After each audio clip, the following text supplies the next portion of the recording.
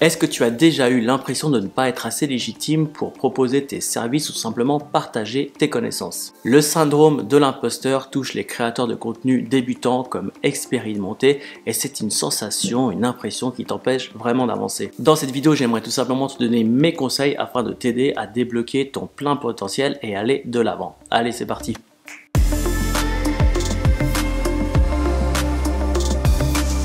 Hello, c'est Nico, j'espère que tu vas bien. Bienvenue sur ma chaîne où j'aide les entrepreneurs en ligne à développer leur audience sur les réseaux sociaux et convertir leur audience en clients. Une question qui me revient assez souvent dernièrement, c'est Nico, à quel moment je sais être un bon expert pour pouvoir vendre mes services? Que tu sois créateur de contenu, entrepreneur ou coach, ce syndrome de l'imposteur peut vraiment te bloquer à ce stade dans ton activité. J'aimerais donc te partager mon état d'esprit sur le fait d'être un expert. Aux yeux de la plupart des gens, être un expert requiert 10 ans de pratique dans un domaine, avoir des certifications ou des diplômes, etc. Selon moi, tu n'as pas besoin d'être un expert pour commencer à créer ta propre startup, pour commencer à vendre tes services, pour commencer tout simplement à créer du contenu. La notion d'expert est relative. Je suis un expert aux yeux de mes abonnés, mais je reste un novice quand je me compare à d'autres créateurs de contenu qui sont bien plus avancés que moi. Et je suis sûr que même des entrepreneurs à succès ont par moments des phases de doute. Il y aura toujours une personne qui en sait plus que toi et une autre personne qui en sait beaucoup moins que toi. Donc ce qui est très important à comprendre, c'est que si tu attends d'être un expert selon tes propres standards,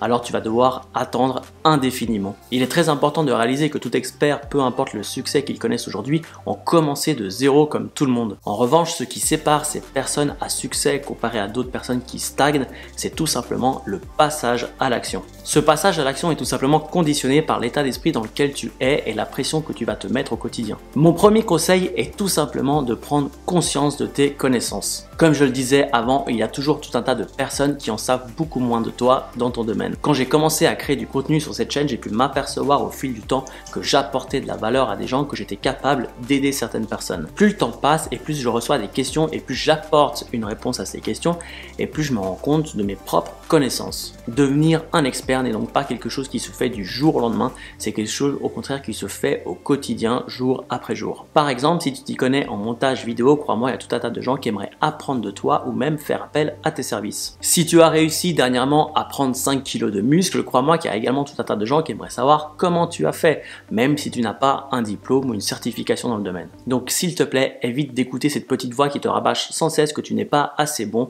Au contraire, prends pleinement conscience de tes connaissances, il y a tout un tas de choses que tu sais faire et que d'autres personnes ne savent pas. Prenons mon cas comme exemple, je débute dans le coaching et ma façon de coacher et ce que je vais coacher va évoluer avec le temps en même temps que moi je vais évoluer. Imaginons que créer un business rentable se fait en 10 étapes. La plupart des gens font l'erreur de penser qu'il faut maîtriser les 10 étapes pour commencer à enseigner les 3 premières par exemple. Ce qui est complètement faux, car si tu connais justement ces 3 étapes, tu en sais bien plus que ceux qui sont toujours à la première étape. Pour en revenir à mon coaching, je ne promets pas à mes clients un business rentable à plusieurs millions de CA, mais plus simplement de trouver une niche rentable, de comprendre ce qu'est niche recherche et de créer du contenu lié à ces recherches dans le but de devenir expert dans un domaine bien précis. Car une fois qu'on devient expert d'un domaine précis, c'est là qu'on commence à avoir ses premiers clients. Et c'est ça que je promets finalement. Cette promesse est tout simplement liée à ce que je sais faire aujourd'hui. Bien que je continue d'évoluer, d'apprendre de nouvelles choses, c'est ça que je propose à mes clients. Je ne propose tout simplement pas plus parce que je ne serai pas capable de le faire et qu'il est important d'être authentique. Ce qui m'amène à mon deuxième conseil, c'est d'être transparent et intègre. Sois transparent avec les gens que tu aides en étant très clair sur ce que tu peux faire et ce que tu ne peux pas faire. Encore une fois, je ne propose pas un business rentable à 100%. Ce que je propose au contraire, c'est d'avoir une vision très claire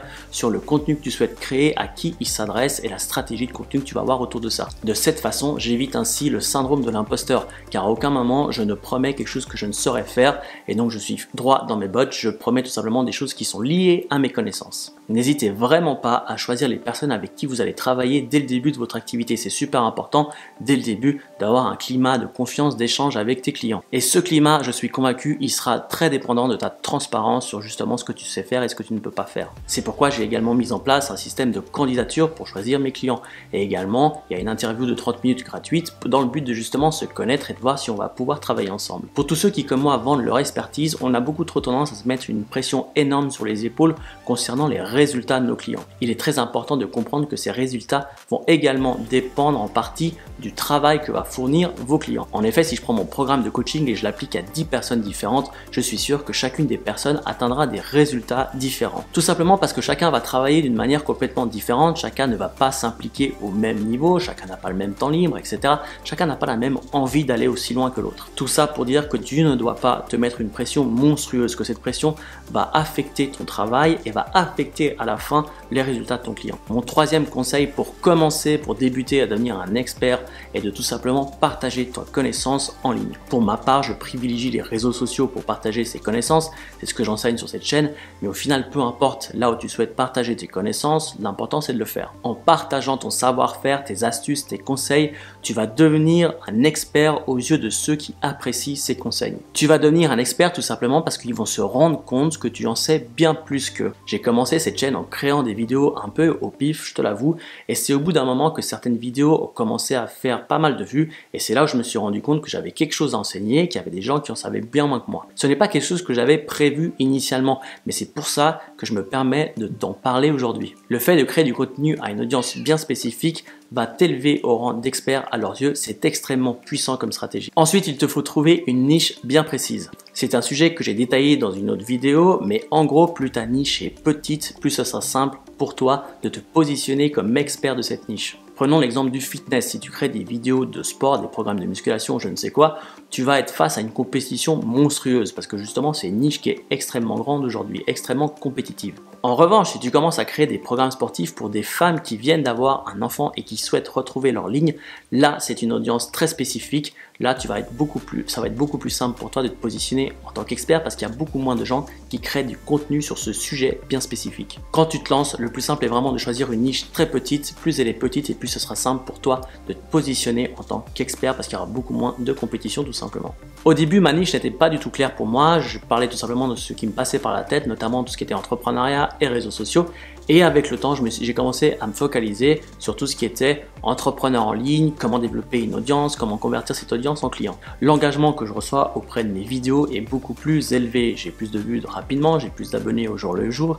Bref, il y a une vraie traction qui est en train de se créer par rapport à ça. Donc, pense bien à comment toi, aujourd'hui, tu vas pouvoir choisir une niche beaucoup plus spécifique dans laquelle tu es actuellement. Pense-y bien, c'est très important. Mon autre conseil est de ne jamais arrêter de travailler sur toi-même. Ton expertise, c'est un peu comme une relation amoureuse. Jamais rien n'est acquis. Il est important de comprendre que tu es ton tout premier client et que tu te dois de travailler sans cesse pour continuer d'évoluer, pour continuer d'apprendre de nouvelles choses. Ceci va augmenter ta preuve sociale et te rendre de plus en plus légitime dans ce que tu fais. Si je reprends mon exemple de business rentable en 10 étapes, disons qu'aujourd'hui, je suis à l'étape 3 de ce processus. Je suis donc capable d'enseigner à d'autres personnes comment aller de l'étape 1 à l'étape 3. Mais pendant que j'enseigne ces 3 étapes, il est impératif pour moi de continuer à maîtriser les 3 étapes suivantes. Et le jour où je vais maîtriser ces 6 étapes, je vais pouvoir les enseigner à mon tour, mais continuer d'apprendre pour atteindre toujours les 3 étapes suivantes. Tu l'auras compris, devenir un expert est quelque chose qui se fait au jour le jour, tu évolues au jour le jour, chaque jour tu acquiers de nouvelles compétences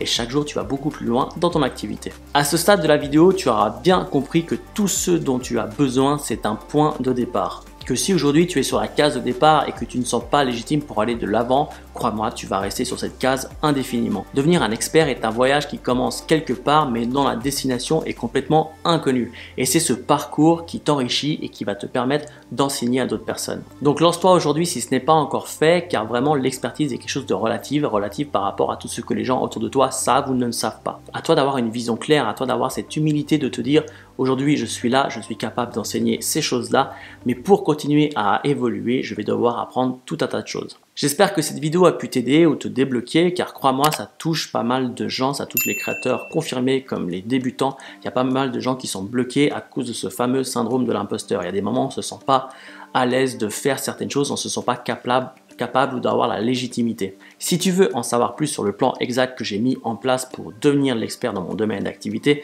je te mets un lien, un guide en téléchargement gratuit. Concernant la vidéo de la semaine prochaine, j'ai plusieurs idées en tête, mais pour une fois, j'aimerais que ce soit toi qui choisisses un peu pour moi quelle est la vidéo que tu aimerais le plus voir. Du coup, je t'invite à me rejoindre sur mon Instagram, je vais mettre le lien là ou sinon dans la description.